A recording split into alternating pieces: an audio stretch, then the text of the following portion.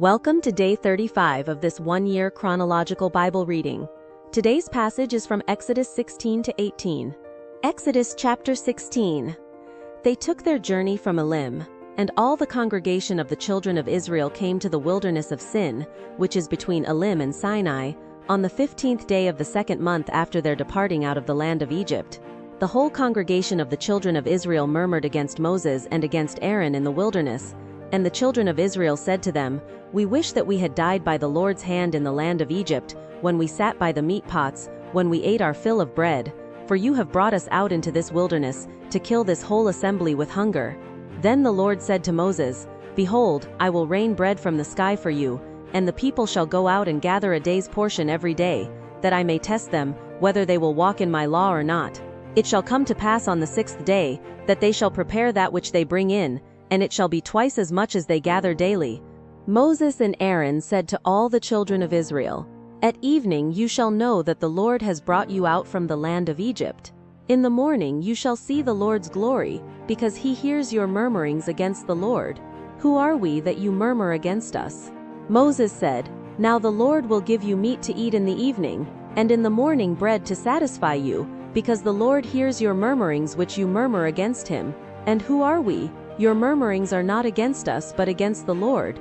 Moses said to Aaron, "Tell all the congregation of the children of Israel, come close to the Lord, for he has heard your murmurings." As Aaron spoke to the whole congregation of the children of Israel, they looked toward the wilderness, and behold, the Lord's glory appeared in the cloud. The Lord spoke to Moses, saying, "I have heard the murmurings of the children of Israel. Speak to them, saying, At evening you shall eat meat, and in the morning you shall be filled with bread. Then you will know that I am the Lord your God." In the evening, quail came up and covered the camp, and in the morning the dew lay around the camp. When the dew that lay had gone, behold, on the surface of the wilderness was a small round thing, small as the frost on the ground. When the children of Israel saw it, they said to one another, "What is it?" For they didn't know what it was. Moses said to them, "It is the bread which the Lord has given you to eat. This is the thing which the Lord has commanded. Gather of it everyone according to his eating, an omer a head, according to the number of your persons, you shall take it, every man for those who are in his tent." The children of Israel did so, and some gathered more, some less. When they measured it with an omer, he who gathered much had nothing over, and he who gathered little had no lack. They each gathered according to his eating. Moses said to them, "Let no one leave of it until the morning." Notwithstanding, they didn't listen to Moses, but some of them left of it until the morning, so it bred worms and became foul, and Moses was angry with them. They gathered it morning by morning, everyone according to his eating. When the sun grew hot, it melted. On the 6th day they gathered twice as much bread, 2 omers for each one, and all the rulers of the congregation came and told Moses. He said to them, "This is that which the Lord has spoken. Tomorrow is a solemn rest, a holy Sabbath to the Lord. Bake that which you want to bake, and boil that which you want to boil, and all that remains over lay up for yourselves to be kept until the morning." They laid it up until the morning, as Moses ordered, and it didn't become foul, and there were no worms in it. Moses said, "Eat that today, for today is a Sabbath to the Lord. Today you shall not find it in the field. 6 days you shall gather it, but on the 7th day is the Sabbath. In it there shall be none." On the 7th day some of the people went out to gather, and they found none. The Lord said to Moses, "How long do you refuse to keep my commandments and my laws? Behold, because the Lord has given you the Sabbath, therefore he gives you on the 6th day the bread of 2 days. Everyone stay in his place. Let no one go out of his place on the 7th day." So the people rested on the 7th day. The house of Israel called its name Manna, and it was like coriander seed, white, and its taste was like wafers with honey. Moses said, "This is the thing which the Lord has commanded. Let an omer full of it be kept throughout your generations, that they may see the bread with which I fed you in the wilderness, when I brought you out of the land of Egypt." Moses said to Aaron, "Take a pot, and put an omer full of manna in it, and lay it up before the Lord, to be kept throughout your generations." As the Lord commanded Moses, so Aaron laid it up before the testimony, to be kept. The children of Israel ate the manna 40 years, until they came to an inhabited land. They ate the manna until they came to the borders of the land of Canaan. Now an omer is 1/10 of an ephah. Exodus chapter 17. All the congregation of the children of Israel traveled from the wilderness of Sin, starting according to the Lord's commandment, and encamped in Rephidim, but there was no water for the people to drink. Therefore the people quarreled with Moses and said, "Give us water to drink." Moses said to them, "Why do you quarrel with me? Why do you test the Lord?"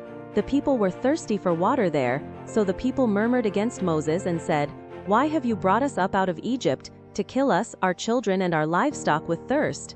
Moses cried to the Lord, saying, "What shall I do with these people? They are almost ready to stone me."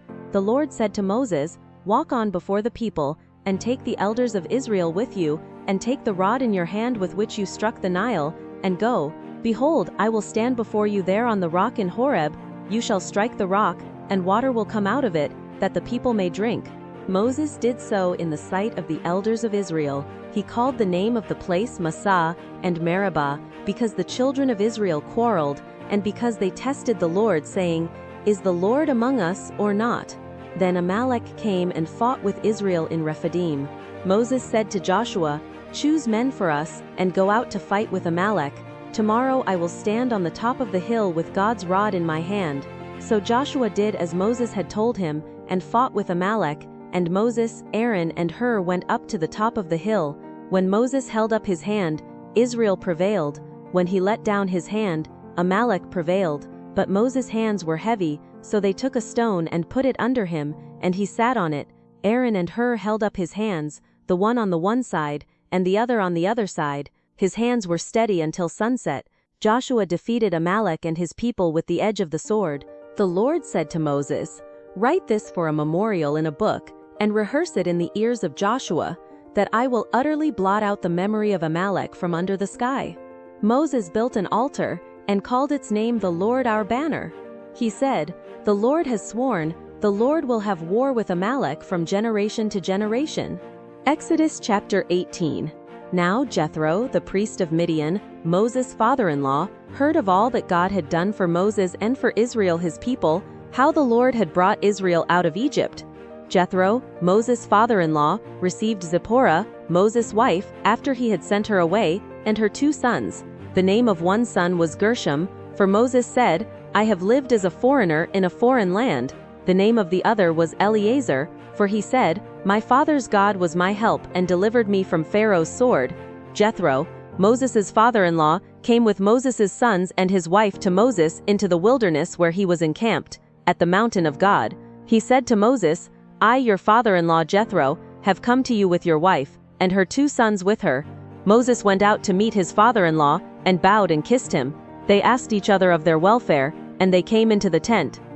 Moses told his father-in-law all that the Lord had done to Pharaoh and to the Egyptians for Israel's sake, all the hardships that had come on them on the way, and how the Lord delivered them. Jethro rejoiced for all the goodness which the Lord had done to Israel, in that he had delivered them out of the hand of the Egyptians. Jethro said, "Blessed be the Lord, who has delivered you out of the hand of the Egyptians, and out of the hand of Pharaoh, who has delivered the people from under the hand of the Egyptians. Now I know that the Lord is greater than all gods because of the way that they treated people arrogantly." Jethro, Moses' father-in-law, took a burnt offering and sacrifices for God. Aaron came with all the elders of Israel to eat bread with Moses' father-in-law before God. On the next day, Moses sat to judge the people, and the people stood around Moses from the morning to the evening. When Moses' father-in-law saw all that he did to the people, he said, "What is this thing that you do for the people? Why do you sit alone, and all the people stand around you from morning to evening?" Moses said to his father-in-law, "Because the people come to me to inquire of God. When they have a matter, they come to me, and I judge between a man and his neighbor, and I make them know the statutes of God and his laws." Moses' father-in-law said to him, "The thing that you do is not good. You will surely wear away, both you and this people that is with you, for the thing is too heavy for you. You are not able to perform it yourself alone.